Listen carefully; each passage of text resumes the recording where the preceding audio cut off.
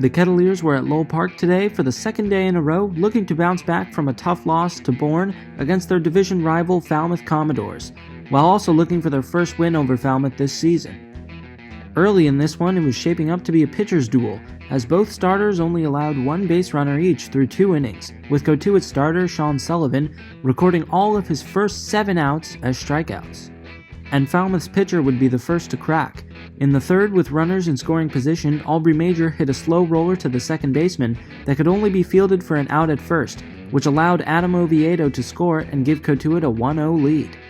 However, Falmouth would quickly make Cotuit's lead a thing of the past, with 2 singles to start the fourth to put runners at the corners for Troy Clonch, who lifted a ball deep enough to center for a sac fly that would allow Zach DeLoach to score and knot the game at 1.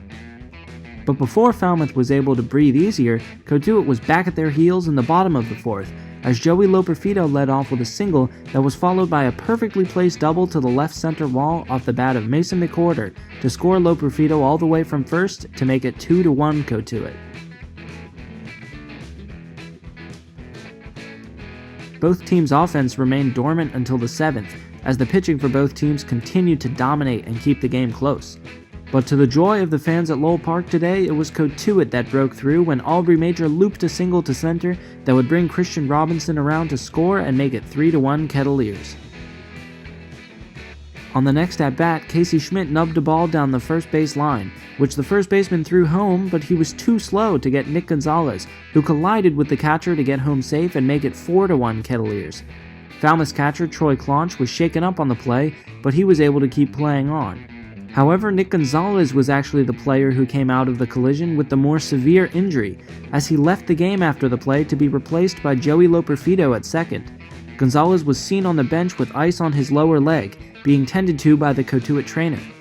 After the game, we were told he couldn't put weight on the leg, but it will be x-rayed tomorrow to determine the extent of the injury. Despite this blow, the Kettleers still had a game to play. Kyle Nicholas had entered in relief against the slugging Falmouth lineup in the 7th, and in the 8th he was throwing fireballs down the heart of the plate, striking out Falmouth batters with pitches as fast as 98 miles per hour. In the bottom of the 8th, Cotuit got runners on first and second for Christian Robinson, who lined a ball to the same spot in left center as McWhorter did earlier for a double that would score both runners. Robinson tried to stretch his hit into a triple, but he was tagged out. Nonetheless, he'd gotten Cotuit some insurance runs, as they went up 6-1. And a very light-hearted moment followed this double. Due to lineup changes, Kyle Nicholas had to come to the plate to bat in the 8th, marking his first at-bat since high school, much to the delight of his teammates in the dugout. Nicholas was able to ground a ball to the second baseman, and he hustled to try to beat it out, but came up just short of a hit.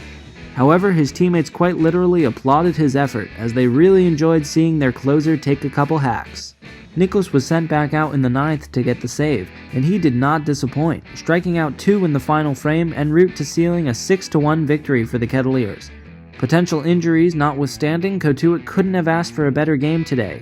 Their pitchers performed splendidly and with great stamina, as did their bats, as the runs were spaced out over multiple innings today. Cotuit will head to Harwich tomorrow in search of a better result than their last game at White House Field, in which they were held to 1 hit, hoping to ride the momentum from this game to tomorrow. We spoke with pitchers Sean Sullivan and Kyle Nicholas after today's game, and to send you to those interviews and signing off for the Cotuit Kettleers, I'm Jacob Cohen. Sean, after your first start was really sharp. The last couple maybe weren't as great as you were really looking for.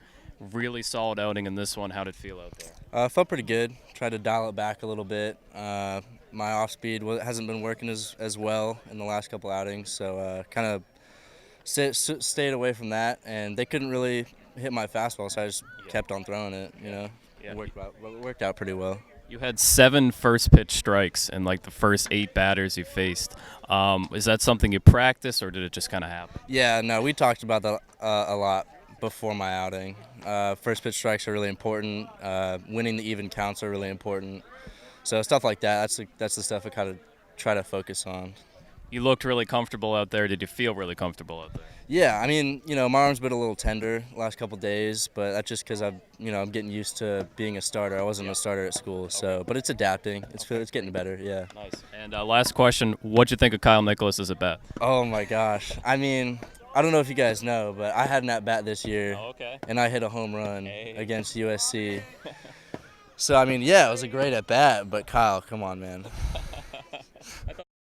All right, Kyle Nicholas here had a big game, was throwing 97 on the gun, pitched 3 innings, gave up no runs, and struck out 4. Just how great a feeling is it to be able to come in for your team and just shut it down?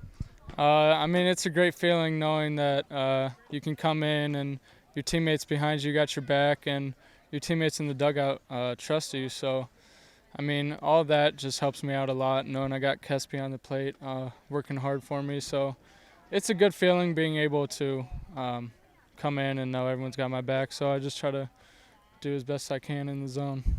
Great. Any kind of scouting report you had for Falmouth that helped you at all?